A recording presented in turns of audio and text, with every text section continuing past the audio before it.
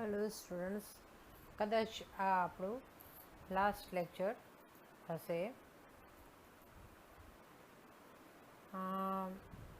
આપણે ટાઇટલ આપણે ગઈ વખતે જોયું હતું કે રિસર્ચ રિપોર્ટ એ શું છે. કે રિસર્ચ રિપોર્ટમાં કે title page, certificate, declaration, acknowledgement, list of tables, figures, abbreviations, tables and contents, summary, appendix and references. હવે ફર્સ્ટ જે છે કે ટાઇટલ પેજ. કે ટાઇટલ પેજમાં શું લખવાનું? The title page should provide the following information in the form of order: the full title of the thesis and subtitle if any. The statement, a thesis presented by inverted comma and bracket the full name of the author, candidates names, to award for which the dissertation is submitted to the university. અહીં આગળ કે જે આપણે degree મેળવવાની છે એને related આ જે 1 by 1 જે સ્ટેપ્સ છે, ઓર્ડર આનું ફૂલફિલ કે લગભગ દરેક યુનિવર્સિટીમાં આવી રીતે હોય છે. કે પહેલાં તો કે full title of the thesis, right, search title જો હોય તો, ઓકે, કે ઇન્વર્ટેડ કોમામાં સ્ટેટમેન્ટ અને એનું ટાઇટલ્સ લખવાનું હોય છે. કેન્ડિડેટ નેમ ટુ કરીને એવોર્ડેડ કે જેને એવોર્ડ એટલે કે પીએચડી છે, એમએસસી પ્રોજેક્ટ છે, વોટ એવર હોય તે એ લખવાનું હોય છે. નેક્સ્ટ એની જ સાથે છે કે ઇન્સ્ટિટ્યૂટ નેમ. જો પહેલાં ટાઇટલ, સબટાઇટલ, ઓથરનું નામ, institute name, the name of university એટલે કે એચએનજીયુ હોય તો એચએનજીયુ, એસપી હોય તો એસપી, વોટ એવર જે યુનિવર્સિટી હોય એને. The statement in initial fulfill of the requirement for the award of Doctor of Philosophy, the name of supervision of research as a list line, the statement submitted to the University of dash college, month, year. If it occupies more than one line, double space between the line, arranged in inverted pyramids form. અહીંયા ઘડી એવું કહીએ છીએ કે જુઓ, સૌથી પહેલાં તો આપણે ટાઇટલ કીધું, સબ ટાઇટલ કીધું, પછી એની બ્રેકેટમાં ઓથરનું નામ, પછી જે પીએ ડિગ્રી છે એ, ઇન્સ્ટિટ્યૂટ નેમ એટલે કે નેમ ઓફ યુનિવર્સિટી, પહેલાં યુનિવર્સિટી આવે છે, માઇન્ડમાં રાખો. એટલે કે પછી કે પાર્શિયલી ફૂલફિલ ધ એટલે જે પણ એવોર્ડ હોય એનું ઇન્વર્ટેડ કોમામાં લખવાનું. અને સરનું જે ગાઈડ છે, રિસર્ચ સુપરવિઝર એટલે કે જે ગાઈડ તમારા છે એના નામ લખવાનું. અને સબમિટેડ ટુ કોને સબમિટ કરો છો એને તમારે લખવું પડે. એટલે કે એમાં કોલેજનું નામ, મંથ અને યર લખવાનું. બંને વચ્ચે આ બધા જે લખ્યું છે એ દરેકે વચ્ચે ડબલ સ્પેસ હોવી જોઈએ. આપણે સ્પેસિંગ જે છોડીએ છીએ ટાઈપ કરતા વખતે એ ડબલ લાઇન હોવું જોઈએ. અને પિરામિડ શેપ્સ હોવું જોઈએ. Express the formula, symbol and abbreviation in the word on the title page, even if shortened forms are conventional and widely accepted. Lay of the title page, capitals, bold, inverted pyramid form. Formula સિગ્મોલને એ જે છે એ word એ લોકોએ જે યુનિવર્સિટીએ તમને already તમને કીધું હોય કે આ લગભગ આપણે કોઈપણ પેપર ટાઈમ્સ રોમન્સમાં લખાય છે. એટલે જે તેનું ટેમ્પલેશન કે એનું ફોર્મેટ જે હોય એ પ્રમાણે લખવું પડે. કેપિટલ હોવું જોઈએ, બોલ્ડ હોવું જોઈએ અને ઇન્વર્ટેડ પિરામિડ ફોર્મ હોવું જોઈએ. બીજું છે સર્ટિફિકેટ. એ thesis presented by name Hemchandracharya. અહીંયા આગળ યુનિવર્સિટીનું આપણી યુનિવર્સિટીનું મેં લખ્યું છે એ લખ્યું છે.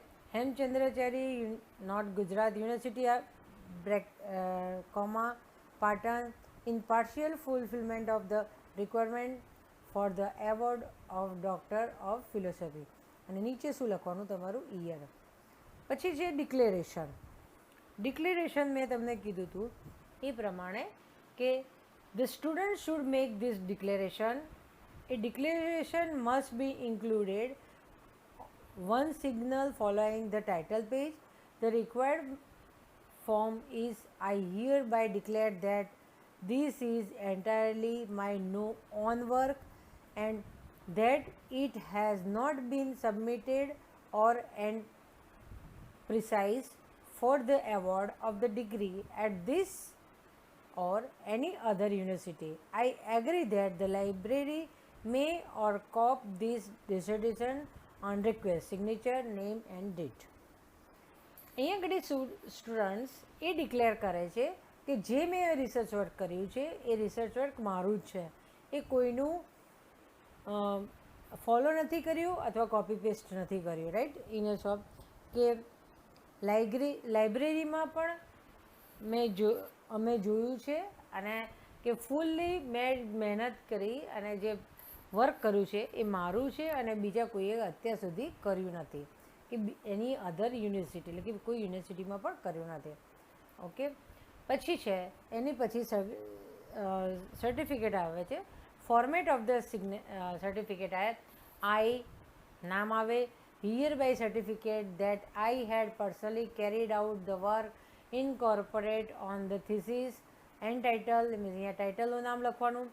Accept no part of this is has been submitted for the award of my other degree or diploma a prior to this date. આ જે મેં થીસીસનું વર્ક કર્યું છે એ બીજાની ડિપ્લોમા કે કોઈની સાથે મેં કરેલું નથી અને અહીંયા ઘડી હું સબમિટ કરું છું. સિગ્નેચર અને નેમ ઓફ ડેટ ફોર્મેટ. હવે સર્ટિફિકેટ બાય ગાઈડ હોય. ધ ગાઈડ શું કરે? એની નીચે જ હોય the guide has provide A certificate and if કો ગાઈડ ઇઝ પ્રેઝન્ટ. એટલે કો ગાઈડ ઘણી બધી ગાઈડ જતા રહે તો પછી એને કો ગાઈડને નીચે કરવું પડે. Separate certificate have to be given by the guide and co guide. તમે જે સર્ટિફિકેટ છે ગાઈડે પણ આપવું પડે અને કો ગાઈડે પણ આપવું પડે. બરાબર. એટલે તો જ તમારું ફૂલફિલ થઈ શકશે. Okay. The format of declaration of the guide. એટલે ગાઈડ કેવું આપે તમને કે name of guide, division or department. Division એટલે આપણું જે કોલેજ હોય કાં તો ડિપાર્ટમેન્ટ હોય તો ડિપાર્ટમેન્ટ. ધારો કે દર્શનભાઈ સાહેબ આપતા હોય તો દર્શનભાઈ સાહેબનું અહીં આગળ આવે. ડિપાર્ટમેન્ટ ઓફ ફિઝિક્સ અહીંયા આગળ છે doctor DJ Vyas. This is certified dash in the department or division. એટલે કે અહીંયા નામ આવે division of dash of this institute. અહીંયા આગળ ઇન્સ્ટિટ્યૂટનું નામ આવે, ડિપાર્ટમેન્ટનું નામ આવે. Has fulfil the agreement prescribe for PhD degree of the Department of Physics HNGU Patan. This thesis and titleનું નામ was carried out under my direct supervision. No part of this thesis was submitted for the award of any degree or diploma prior to this date. આ date પહેલાં કોઈ પણ work મારું જે છે એટલે અમારું વર્ક છે એ કોઈએ કર્યું નથી એ હું ખાતરી આપું છું, બાંધરી આપું છું. એટલે અહીંયા આગળ format of declaration of guides આવે, સિગ્નેચર ગાઈડની અને એ ડેટ્સ આવે. પછી acknowledgement. The acknowledgement of the thesis is return in gratitude to all those who are instrumental in brings the thesis to function. Acknowledge those who have assisted technically, include materials, supplies, intellectually assistant, advice, and financially, for example, funding, agency, institution, support, travel, grantors. A formal statement of acknowledgement must be included in the dissertation following the summary. This is the page of thanks helpful in the course of research. Acknowledgement સામાન્ય રીતે તમે આ સમજી જશો કે જે પણ તમને મદદ કરી હોય, તમારા ડિપાર્ટમેન્ટના હેડે કરી હોય, તમે કોઈ કલીગ્સે મદદ કરી હોય, બરાબર. જ્યારે હેડનું તો ફર્સ્ટ લખવું જ પડે. એમાં ડિપાર્ટમેન્ટના પટાવાળા છે, ટેકનિશિયન છે, જેણે પણ તમને હેલ્પ કરી હોય એનું તમે અહીંયા આગળ લખી શકો છો. ઇવન કે તમારા ફ્રેન્ડ સર્કલ્સના નામ, ફેમિલીના નામ વગેરે વોટેવર જે તમને યોગ્ય લાગે, બરાબર. એટલે કે મટીરિયલ જે પ્રોવાઈડ કર્યું હોય એને પણ તમે કરી શકો. તમારો આસિસ્ટન્ટ એટલે કે તમારી જે નાનો પણ હોય, તમારાથી જુનિયર હોય એના પણ નામ લખી શકો છો, એને મદદ કરી હોય તે. પછી જેણે ફંડ આપ્યું હોય એજન્સીઓના નામ લખી શકો છો. ટ્રાવેલ્સ માટે પણ તમે લખી શકો છો. અહીંયા આગળ જે પણ તમને હેલ્પ કરી છે આ વર્ક માટે એના તમે થેન્ક્સ લખી શકો છો. લિસ્ટ ઓફ ટેબલ્સ તો કેવી રીતે લખાય કે ટેબલના નંબર, ટાઇટલ અને પેજ નંબર. એવી રીતે લિસ્ટ ઓફ ફિગર્સ, તે ફિગરનો નંબર, કેપ્શન, પેજ, એટલે કે કઈ ફિગર છે, કયું વસ્તુ છે એના વિશે તમે લખી શકો. લિસ્ટ ઓફ એબ્રિવિએશન, કેપ્શન, એટલે કે if a large number of abbreviations are used in the thesis which may unfamiliar to a reader. A list of abbreviation may be useful. Normally on a single sheet alphabetical order. Right? આ તો simple જ છે. Okay. Table of contents. The thesis must have a table of contents page listing chapter, heading, section heading and subheading as well as appendix and their corresponding page order. As literature below, indent subheading as shown below. અહીંયા આગળ એવા કહેવા માગીએ છીએ કે જે thesis આપણે લખીએ છીએ એ થીસીસનું ચેપ્ટરાઇઝેશન વ્યવસ્થિત હોવું જોઈએ. એના હેડ મેઇન હેડિંગ હોય, એના સબ હેડિંગ હોય, દરેકના લેટર્સનું જુદું જુદું તમારે આપવું પડે. અને એટલે ધારો કે તમે એવું કરો, ધારો કે કોઈ પ્રેક્ટિકલ હોય તો પ્રેક્ટિકલનો ટાઇટલ હોય, આ તો એક્ઝામ્પલ આપવું જોઈએ, પ્રેક્ટિકલ અહીંયા નહીં કન્સિડર કરવાનો. પણ પહેલાં ટાઇટલ હોય, પછી એની સર્કિટ હોય, પછી એનું ઓબ્ઝર્વેશન ટેબલ હોય વગેરે. એ એના ટેબલ્સ છે, એટલે કે જુદા જુદા પોઈન્ટ્સ છે. લિટરેચર જે અહીંયા આગળ ટેબલ્સ કન્ટેન્ટ્સ અને આપ્યું છે. જો ડિક્લેરેશન ઓફ સ્ટુડન્ટ્સ જે આપણે પહેલે શીખ્યા, certificate of guide, approval of thesis. Approval of thesis એટલે કે તમને કોણ આપી શકે એપ્રુવલમેન્ટ? એ તમારા ડિપાર્ટમેન્ટના હેડ આપી શકે. List of figure, tables, abbreviations, right. પછી સિનોપ્સિસ, ઇન્ટ્રોડક્શન્સ અને સબહેડેડ એટલે કે લિટરેચર રિવ્યૂ, સબહેડેડ એટલે કે material and method, subheaded results. એટલે કે આ બધા જે છે મેઇનમાં સિનોપ્સિસ, ઇન્ટ્રોડક્શન મેઇન હેડમાં આવે, સબહેડમાં લિટરેચર રિવ્યૂ આવે, સબહેડમાં મટીરિયલ મેથડ્સ આવશે, બરાબર. સબહેડ એટલે કે એનું પણ નીચેનું અંદર લખ્યું હોય એ વસ્તુ આવી શકે, એના રિઝલ્ટ આવી શકે. પછી એનું ડિસ્કશન પણ સબહેડમાં આવે, સમરી એન્ડ કન્ક્લુઝન સબહેડમાં આવે, બાઇબલોગ્રાફી એટલે કે એના વિશે, list of publication of thesis અને એપેન્ડિક્સ. આ બધી વસ્તુ તમારી સબહેડેડમાં આવે છે. ઓકે. હવે સમરી, એના પછી start with a few sentences that summarize that the most important result and conclude by giving the strong and most important statement that highlights the outcome of the study. The conclusion should provide answer or question or problems raised in the introduction. The argument of the thesis should be summarized briefly. Suggestions may be made for further research where appropriate, but this is not a requirement. સમરીમાં શું start જે તમારું જે છે એ તમારું એવી રીતે start કરવાનું કે તમારું જે સ્ટેટમેન્ટ જે હાઇલાઇટ્સ છે કે જે પણ રિસર્ચ કરો છો એનો સ્ટ્રોંગ વીકનેસ હોવું જોઈએ કે તમે શું કરવા માગી રહ્યા છો અને કેમ કરવા માગી રહ્યા છો એના વિશે હોય અને એના પછી શું હોય કે એનું કન્ક્લુઝન એટલે કે ક્વેશ્ચનને આન્સર હોવો જોઈએ, બરાબર. એ ઇન્ટ્રોડક્શનમાં હોવું જોઈએ અને લાસ્ટમાં એનું સમરાઇઝેશનમાં કે અમે આવું રિસર્ચ કર્યું છે તે એ ફર્ધર રિક્વાયરમેન્ટ જરૂરી નથી, બરાબર. એટલે કે એનું સજેશન જે ફર્ધર રિસર્ચ કરો છો એ ફર્ધર રિક્વાયર્ડ જરૂર નથી કે આ જે છે અમે બરાબર કરેલું છે અને વ્યવસ્થિત કરેલું છે. ઓકે, નેક્સ્ટ છે એ summary of the material used and the major finding of the dissertation must follow the declaration. It must not exceed 2 pages of typescript.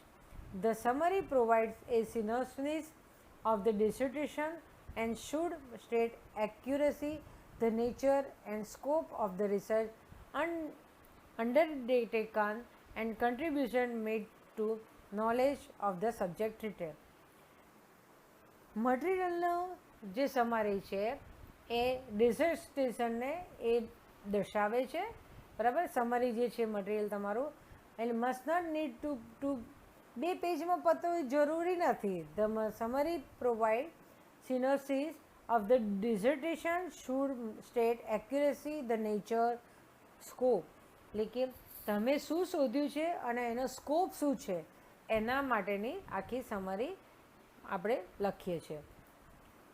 A brief statement of method of investigation where appropriate, an outline of the major divisions or principal argument of the work and summary of the any conclusion reached should be included. બરાબર. જે પણ તમે સંશોધન કર્યું છે, investigate કર્યું છે એ ઇન્વેસ્ટિગેટને outline કરી અને મેજર ડિવિઝન પ્રિન્સિપલ આર્ગ્યુ કરી અને એનું તમે કન્ક્લુઝન પહોંચાડો છો. ઓકે, હવે એપેન્ડિક્સમાં શું છે? Appendices may include the formula, diagram, any similar data that are not combined in the body of the thesis. The number can be given as A1, A2 and listed as such as in the table of content. Appendix છે એ formula, diagram, આપણે સાયન્સના જે સ્ટુડન્ટો એટલે કે formula, diagram હોવાના એટલે ડેટાને related હોવાના, બરાબર. એ જે થીસીસમાં નથી પણ એ થીસીસને રિલેટેડ છે અને એને નંબર A1, A2 એવી રીતે આપીએ છીએ. તમે ઘણી બધી બુક્સ પણ રેફરન્સ કરી હશે, એમાં પણ એપેન્ડિક્સ હોય છે. હવે references. All publications listed in the thesis should be presented in the list of references following the test. Students are advised to restrict the total number of references to 1000. The students is responsible for accuracy of the references.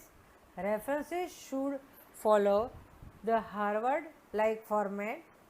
Harvard citation or references in the text should be given in the author's last name followed by the year.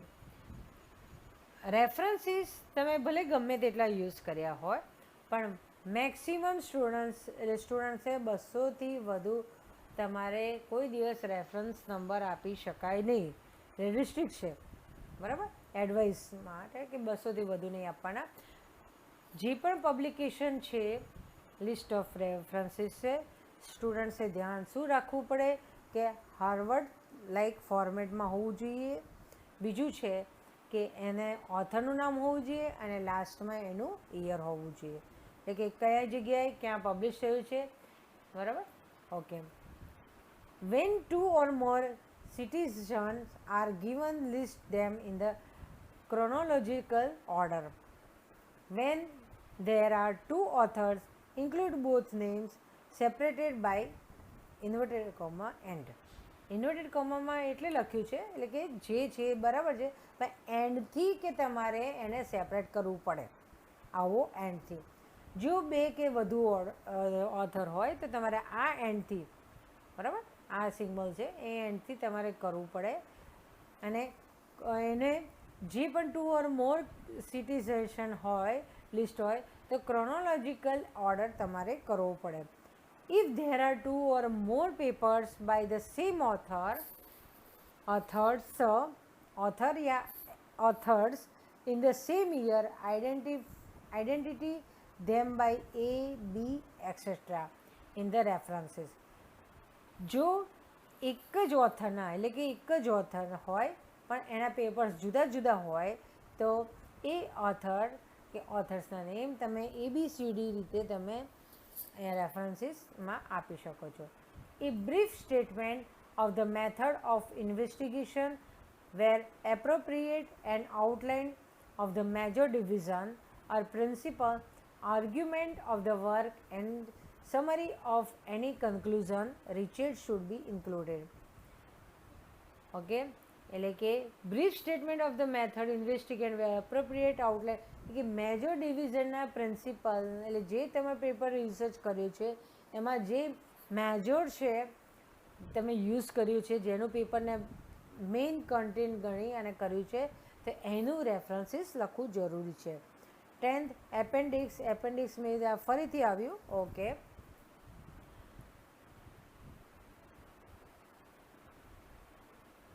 same author and okay. For journal references, the name of author should be followed by the date, title of the article, journal name, volume number and pages. First to last page number. જર્નલમાં journal સારી સારી આપણે physics, એ science, પછી તમને ઘણી બધી journals જોશો. મારી મોટે ભાગે ક્વોન્ટમ એક્સપ્રેસોમાં છે, APIમાં છે, અમેરિકન ઇન્સ્ટિટ્યૂટ ઓફ